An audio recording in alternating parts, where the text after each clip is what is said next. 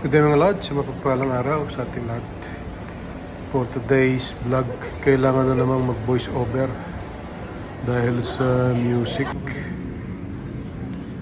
Marami pong music eh. Si Baby Boy. Dito po ay pinakita ko lang yung mga time na nakasama namin yung aming bunsong anak. Diyan po siya nag-go-work sa Singapore bilang isang music instructor. Tapos po yan ng BS Music sa Philippine Women's University. At diyan siya nagtuturo eh.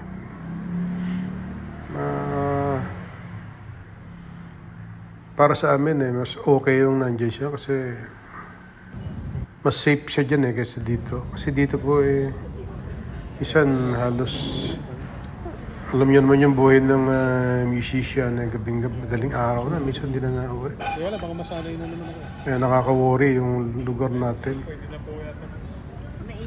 Ay dyan po sa Singapore, wala naman yung mga zero crime rate dyan eh. Meron dyan mga crime na maliliit. Ay madali namang nahuhuli. Gawa ng siyempre, ang tindi ng ano nila dyan eh. Intel, tsaka yung mga CCTV nila dyan. Madaling mahuli, walang drugs dyan, walang illegal drugs, tsaka napaka-disiplinado ng mga tao.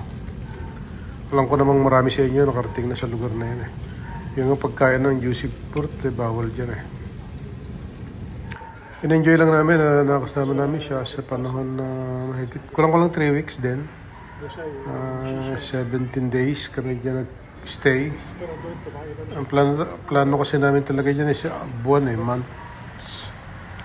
Kaya lang parang hindi nakakayanin, nakakainip masyado. Magkahiwalay po kasi kami ng tulugan eh, magkaibang dulo siya. Doon siya sa Sengkang kasi meron siyang tinutuluyan doon eh. Kami naman rent kami ng hotel dito sa, nagpabook ako dito sa Bendemeer. So malayo, downtown MRT yung sinasakyan namin. Mga 3 saling na tren bago makarating doon sa kanila. Although hindi ka na magbabayad pa ng isa-isa, isang bayaran lang po yun eh. Check-in tsaka check-out lang. Card naman ang ginagamit. Kaya lang yung lalabas ka ng isang tren, lilipat ka sa yellow. Lalabas ka ng yellow, lilipat ka sa 4-4. Yung kasi yung kulay ng sa kanya eh. Sa amin blue. Blue color. 5 kulay po yan eh. Yung mga tren na yan. Merong green, merong red.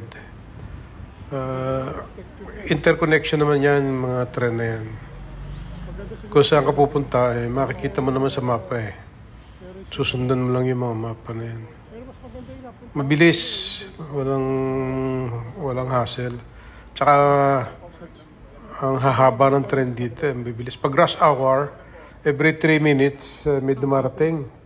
Pero pag hindi naman, every 5 minutes. Kaya hindi ka rin malilate sa pupuntahan mo. Kagaya kami, hindi naman kami nag-work dyan. Lalabas kami nung una, rush hour kami na sumasabay eh. Parang hindi maganda kasi siksikan. So, pinalalampas na lang namin yung rush hour para maluwag yung tren. Tsaka kami namamasyal. Pero wala po kaming itinigil na yung dull moment, yung araw na hindi kami lumabas. Lahat ng araw yan, maliban sa misis ko, isang araw siya, hindi siya nakalabas.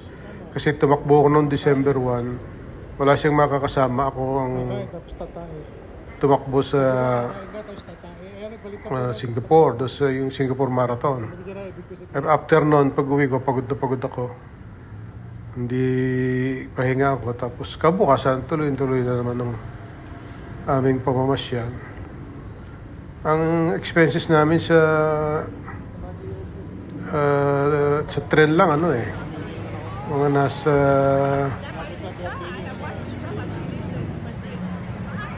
siguro tig 5,000 kami sa peso. 5,000 pesos. Each po yun sa 17 days na stay namin. Tapos yung hotel namin, kulang-kulang 100 yun kasi may tax pa eh. Tsaka po yung expenses namin sa pagkain. Ano rin, almost 200 din. Enjoy naman. Enjoy naman kami. Kasi yung airplane ticket, 30 plus na ba yun? Basta po, enjoy naman, enjoy. Ito yung time na pauwi na kami. Yung na-isuot ko rin, yung kung paano ako Ibang klase ko. umalis ng Pilipinas, hindi yung na-isuot ko pabalik. Ibang klase sa Kasi naman dala kong damit eh. Ilang piraso lang. Puro pantakbo yung dala ko eh.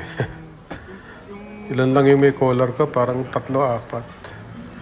Eh, wala namang laundry yung malabas pa kami, nagpapalaundry. 3 beses yata kami nagpalaundry. Eh, palabas na kami dyan. Pauwi na. Saying goodbye is the hardest part, but this is necessary para sa kanyang journey. Ayan po siya. See you soon.